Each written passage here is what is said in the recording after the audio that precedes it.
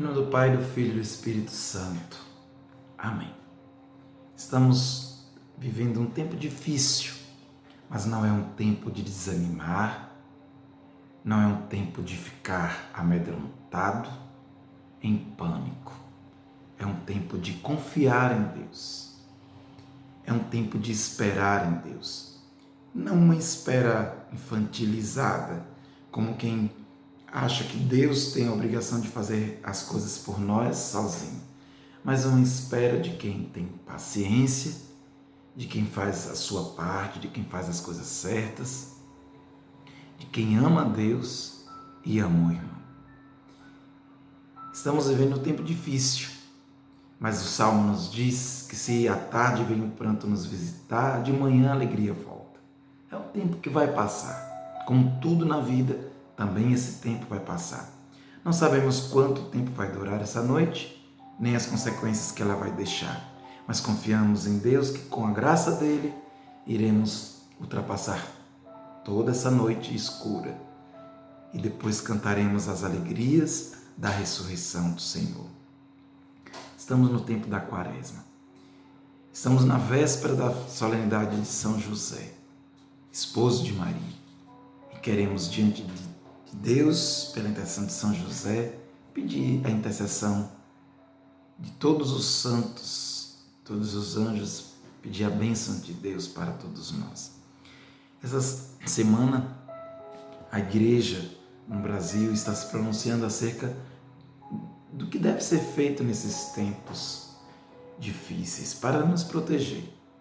E o nosso bispo diocesano nos brindou com uma belíssima carta de orientação no dia de hoje. Eu vou apenas comentar alguns pontos importantes dessa carta. Primeiro, o nosso bispo nos fala que é importante aceitar a realidade, como a Virgem Maria, lá quando visita a prima Isabel, imediatamente sabendo que Isabel está grávida, Maria não pensa duas vezes e vai até a casa de Isabel, ou nas bodas de Caná, ela não fica como os outros dizendo, ai, tadinhos dos noivos, mas ela vai até Jesus e intercede. Maria aceita a realidade, assume a realidade e age, interfere. O nosso bispo nos fala que é importante aceitar a realidade. E aceitar a realidade significa ver a voz de Deus que fala em cada circunstância da nossa vida. Em cada circunstância Deus está falando e pedindo a nós uma participação. O que é que Deus nesse tempo está nos pedindo? É o que o nosso bispo nos ensina. Como orientações pastorais, o nosso bispo já vem seguindo a esteira de todas as outras dioceses e dos municípios, dos estados do nosso país, orientando que a gente diminua o número de pessoas. Então não podemos ter aglomerações. Em Paripiranga não pode ter aglomeração de mais de 50 pessoas para qualquer evento.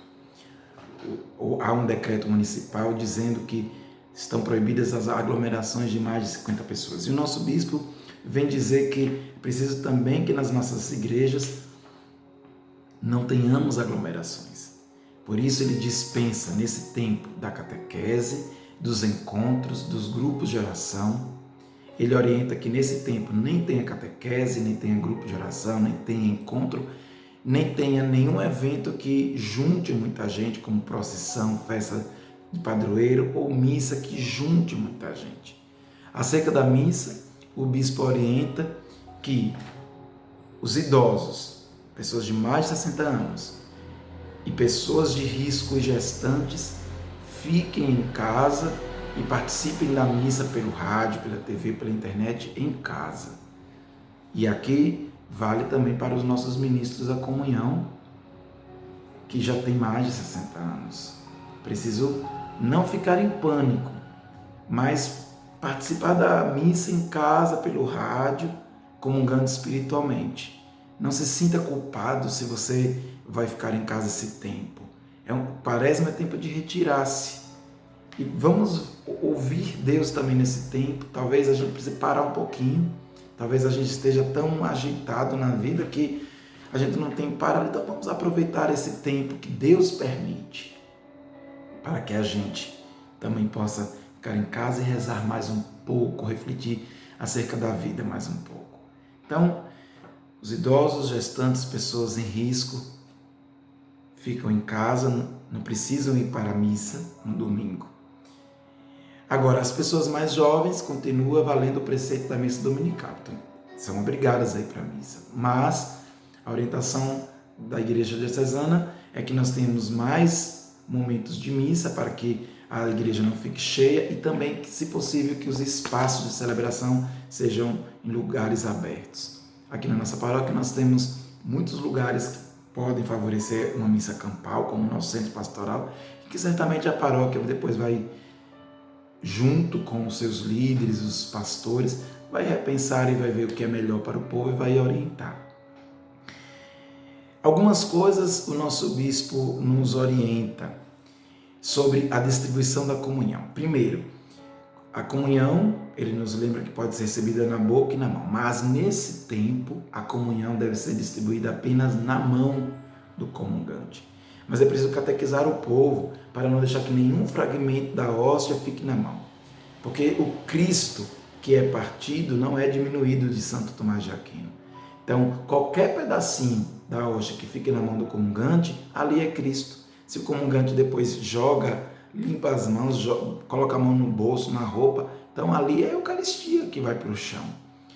Por isso é importante observar se na mão não ficou nenhum fragmento. Então, antes da missa, já que agora a gente só pode distribuir a comunhão na mão, antes da missa, vai ali, pede ao padre também fazer uma catequese, ensinando ao povo como é que comunga. Então, coloca a mão direita embaixo da esquerda, comunga na frente do ministro, pega com a mão direita a Eucaristia, coloca na boca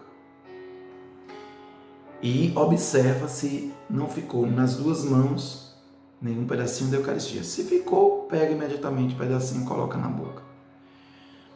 Os ministros devem higienizar as mãos. Eu vou ler o que o bispo diz.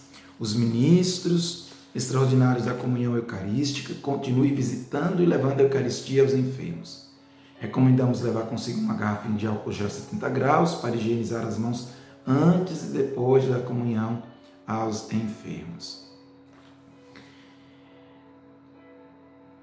Isso é muito importante. E aí, além do que o bispo está dizendo aqui, eu gostaria de sugerir algumas coisas. Primeiro,